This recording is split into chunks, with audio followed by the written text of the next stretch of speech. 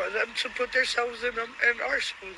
That we really are struggling out here. To please just consider, think about the children, mostly the children.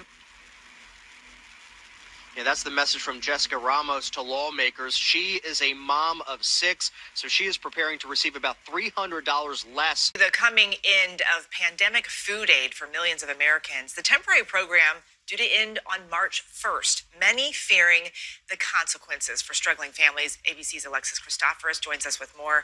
Good morning, Alexis. Good morning, Eva. This morning, nearly 30 million Americans bracing for a significant cut in their monthly food stamp benefits. After nearly 3 years, the federal government is ending pandemic-era payments for low-income families on the Supplemental Nutrition Assistance Program, or SNAP. 18 states have already ended the extra SNAP benefits. The rest of the country will do the same March 1st. The average household will now lose $95 a month for groceries, but depending on things like family size and income, some will lose hundreds of dollars a month in food assistance. The boost has been a lifeline for many, credited with keeping over 4 million people out of poverty. The extra money was always temporary, intended to stop once President Biden declared an end to the pandemic, which he plans to do in May. The cut comes as Americans continue to struggle with stubbornly high inflation. Food prices alone up more than 10% from a year ago, with staples like eggs, butter, cereal, and bread up by double-digit percent. The last pandemic-era assistance programs is coming to an end. It's called the Expanded Child Tax Credit and Eviction Moratorium. Those have long expired, but by tomorrow, the extra food assistance many people have been getting will be gone. In fact, 42 million Americans receive what's called SNAP benefits. It used to be called the Food Stamp Program. These benefits will be cut by $95 per month or more. And then according to the study for the Urban Institute, the extra SNAP benefits have kept 4.2 million people out of poverty. Such a large number. For more on this, NBC 10's Matt DeLucia is live in Bala Cynwyd with what this could mean for families right here. Matt. Yeah, Lucy, for older Americans and large families, the difference could be several $100s per month. And this is especially important now because inflation, we're seeing the prices at the grocery store. They've been going up quite a bit over the past few months, for sure. Now, during the pandemic, the government boosted the benefits for those 42 million Americans on SNAP benefits. But this month marks the end for those expanded benefits because of a provision in last year's omnibus spending bill. Now, George Matisek is the executive director of Share Food Program. It's one of the largest food banks in Philadelphia. He says they have already seen a 70% increase in demand over the last year as food prices have gone up. For organizations like ours, that means having to work round the clock to make sure we're sourcing more food to serve more people. For them to put themselves in them and our shoes. That we really are struggling out here. To please just consider, think about the children, mostly the children. Yeah, that's the message from Jessica Ramos to lawmakers. She is a mom of 6, so she is preparing to receive about $300 less per month. Now, some places have been getting ready. New Jersey Governor Phil Murphy, for one, signed a bill earlier this month that would guarantee SNAP benefits for those households that are receiving SNAP, that they would get at least $95 per month going forward. Tonight, we have critical news for folks struggling to get by. As Alabamians are forced to spend more and more on groceries, emergency SNAP food stamps benefits are coming to an end. It's thanks to the Consolidated Appropriations Act of 2023, apparently halting emergency benefits nationwide. NBC 15's Karis Harmon joins us now live in Mobile. Karis, some folks are wondering how they'll even put food on their table. That's right, Kim, and some shoppers I spoke with today told me they have to break the bank just to get the necessities.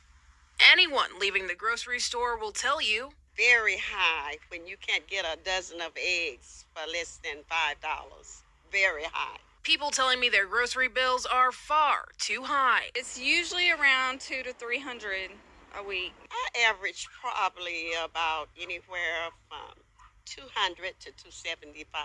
Meat and eggs and cheese, all that is high, so about $400 or $500.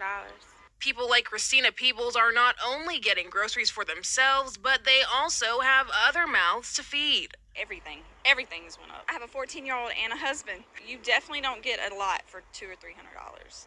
Over 390,000 Alabama households could struggle to get food on the table. Emergency allotment for the Supplemental Nutrition Assistance Program, better known as SNAP benefits, is coming to an end. Since March of 2020, we have been issuing emergency allotments, which means that everybody would get their regular allotment during the month, and then at the end of each month, we'd bring them up to the maximum allotment for their household size. A program that will not continue in March. Most families will not feel this until the end of the month of March, but we're wanting to go ahead and let individuals know that, where they can start saving and being able to prepare for that. And I have 3 kids now, so food stamp, it helps a lot because I get like a nice amount and then you don't pay any taxes on it. One woman I spoke with did not want to be on camera. She uses food stamps. And I'm not coming out of pocket paying $400, $500 for food.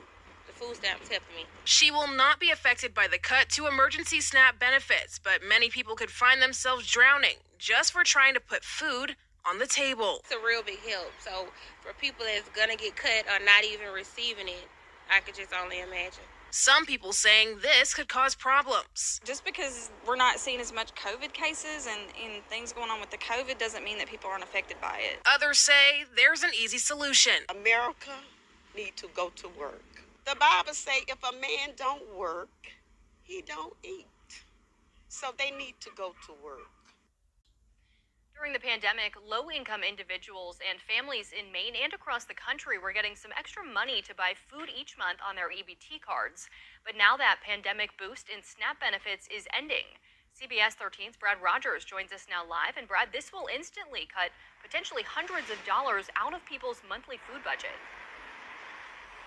Yeah, it sure will, Marissa. You know, for tens of thousands of families who use EBT cards to buy food each month, they can't believe what's about to happen. On March 1st, they'll no longer get the extra SNAP benefits the federal government had been doling out during the pandemic, known as the Emergency Maximum Assistance. With the extra pandemic benefits, Danette Killinger got $516 a month on her EBT card to buy food for her and her disabled adult son. She says next month it drops to just $26. $26. That's a big drop. Yeah, it is. My son's disabled and he, eats a lot. He's a grown man. And we both live on $9.14 a month.